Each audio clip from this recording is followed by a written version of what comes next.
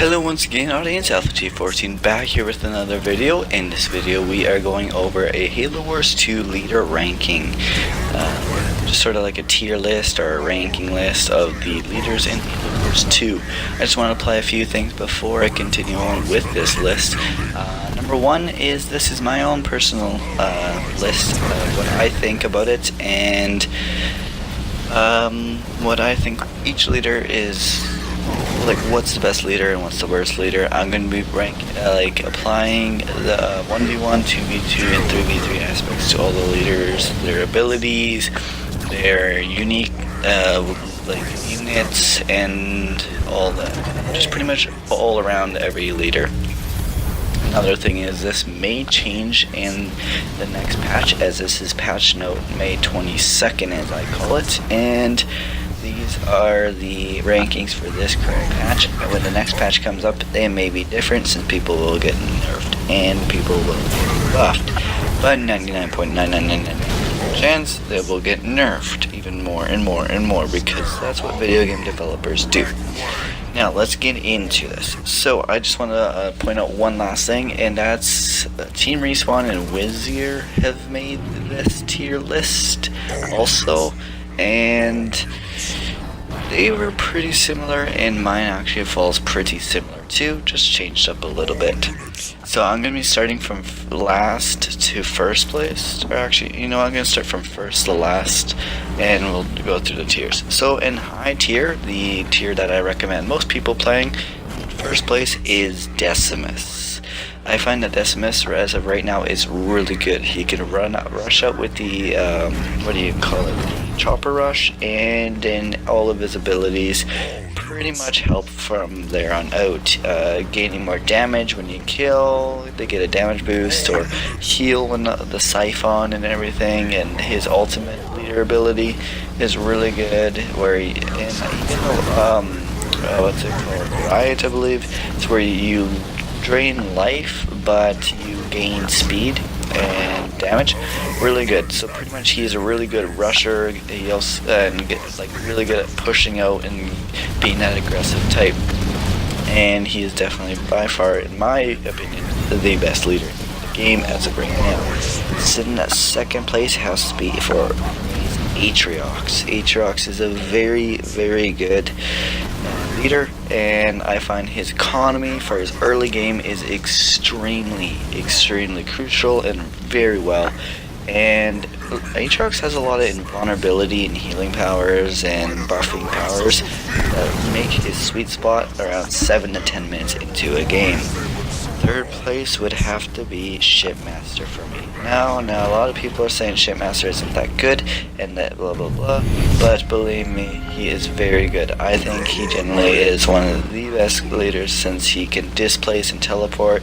Most people you just gotta you gotta be flank with him. He's really good if you know how to micromanage and everything else. Those are the high tiers. Heading into the medium tiers. The top in the medium tier for fourth place is Colony. Colony, the ultimate healer, is great for a support character. Amazing with his abilities, since he has the Engineer Swarm. He has Living Barrier to stop them. The Skitters are pretty nice, except that they're a little expensive. I would place him above Shipmaster if he wasn't so reliant around other, teammates, since he's not too well in 1v1s. Next one would probably be Captain Cutter. He's just the all-around standard decent guy for everything, and he pretty much is just he gets the job done fast with capturing things and moving his units, and just drops things out in the middle of nowhere. The only lacking thing about him is his units have nothing too special. Probably heading right under, so we have done 2, 4, 5, so heading in 6th place for me would have to be Isabel. Isabel, the only reason why she's still in mid tier and risky to play is she's heavily reliant around scorpions, I find, and that's really late game. So she needs a teammate to help her stay alive. She's decent in 2v2s and 3v3s, so she's sort of a support character in a way, and she's very, very, very bad, I find, in 1v1s. And the final person to hit the medium tier is Professor Anders. Although she's been nerfed here and there, she has some pretty cool abilities getting sentinels, and she can pretty heavily be reliant around defense, and she's a great